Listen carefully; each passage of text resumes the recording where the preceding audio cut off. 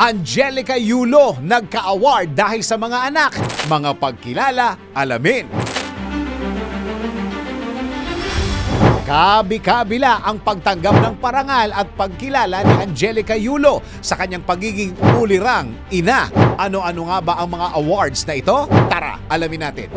Sa hindi matapos-tapos na issue at pambabatiko sa pagitan ni Angelica Yulo at ang kanyang two-time Olympic gold medalist na si Carlos Yulo, mas piniling manahimik ni Angelica at ituon na lang sa ibang bagay ang kanyang oras, tulad ng pag-online selling ng iba't ibang produkto at pag-aasikaso sa iba pa niyang mga anak. Sa mga ganitong bagay, tila inuulan ng blessing si Angelica. Sa katunayan, kinilala siya bilang Most Exceptional Woman of the Year sa Asia's Man and Woman of the Year Excellence Awards sa pagiging ulirang ina, asawa at sa ipinakikita niyang tapang at pagsasakripisyo para mabigyan ng magandang buhay ang kanyang pamilya.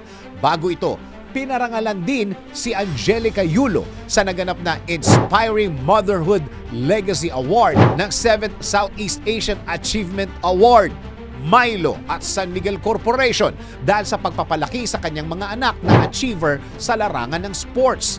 Maliban sa mga parangal na ito, ilang establishments at kilalang personalidad ang nagbigay ng iba't ibang gamit at free stuff gaya ng appliances, bigas, damit at marami pang iba. Sa iyong palagay, karapat-dapat nga bang parangalan si Angelica Yulo sa kanyang pagiging ina?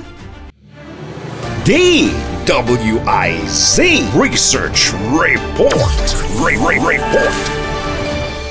Thanks for watching. Ito po ang Aliw Broadcasting Corporation stations DWIZ 882, DWIZ News FM Regional, Home Radio 97.9, DWIZ News TV at Aliw Channel 23 nationwide. Kami po'y nagbabalita ng tama, naglilingkod ng tama. Like, subscribe, and follow.